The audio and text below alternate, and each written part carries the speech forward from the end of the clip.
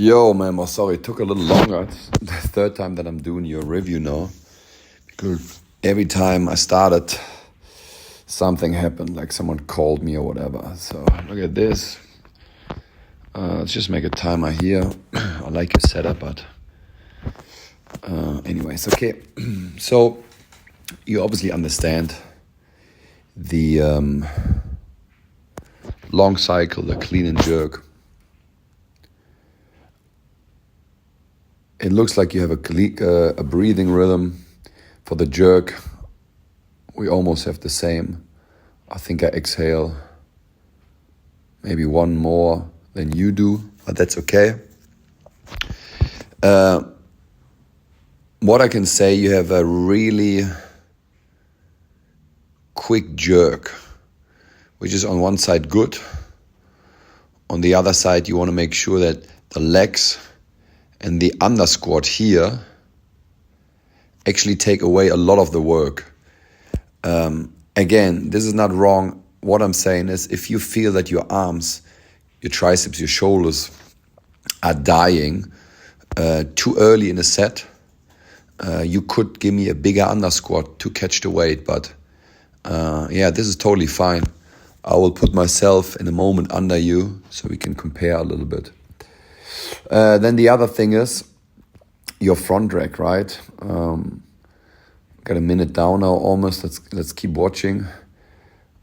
What happens here, you can actually see it really good. You swing up. Now first the kettlebell touches you somewhere high, biceps, shoulder, boom. Here it makes contact.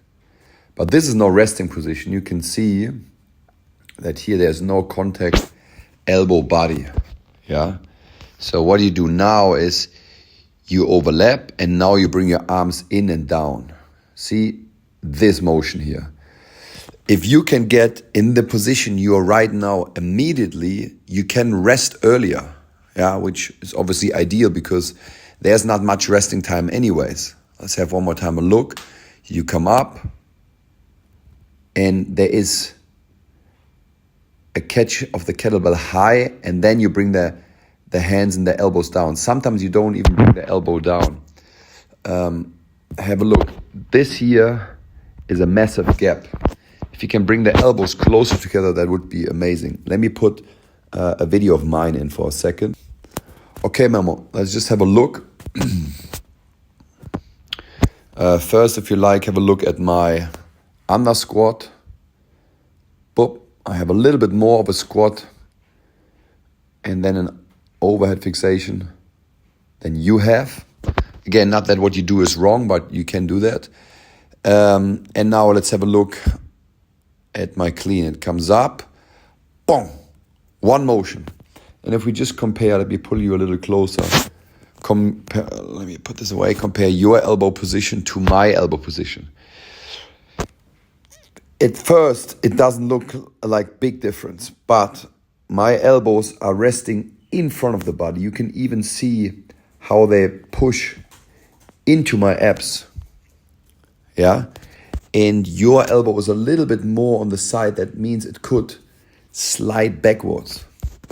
So let me see where we are if I connect ourselves. Yeah, we go kind of the same. Now have a look. Whoop. You're ahead of me, but I'm finding my front leg rack a little quicker. Boom. In one motion. Okay, let me disconnect that again. I pause you. Just watch me. I go half speed. Down, swing, elbows. Yeah, have a look. I'm coming up. We're now in contact, and see how close I'm bringing the elbows together. They are in front of the body right now. See you coming up. And your elbows are far out and not on the body. Now you catch, handle, and now you bring your rib cage down and your arms onto your body with the elbow kind of on the outside. My kettlebells, look at me, touch kind of at the same time, bong, when the elbow hits my hip. actually here my elbow hits there, and then the kettlebell settle. You see that? Elbow here, boom, and then I catch it. So let's play this again together. Again, no worries, I'm a little ahead of you, are a little faster than me. But you can see I find my front rack in one motion. If you look up to you, your front rack is decent, but you have to always bring those elbows down, which means I am finding a resting position before you find it. That means I have a second more rest every rep. Yeah? Good. So this is something you can work on to immediately bring the elbows closer and catch him in front of the body with the elbows, not outside. Ideally, the elbow is the first thing that makes contact on the body. Elbow on the abs, elbow on the hip, the iliac crust, not the kettlebell on the bicep or the shoulder. The other thing I would tell you is slow down your RPM. If we talk about a hierarchy of priorities, the first thing you would try to do is build good technique. You have good technique. There are things we can do better, as mentioned. Then you want to achieve 10 minutes. Then you increase the RPM. So if you have an RPM of, let's say 10 right now, it didn't count, and you can't do 10 minutes with it, well, find an RPM that allows you to do 10 minutes. For example, 4, 5, 6. My first 10 minutes I did within 4 RPM. 4. And then you would go, Paul, you would go heavier. Or then you would increase the RPM once you hit 10 minutes.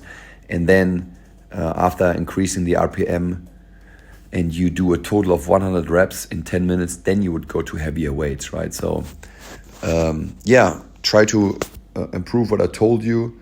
Maybe do this with a lower RPM and try to land in a front rack that immediately allows rest.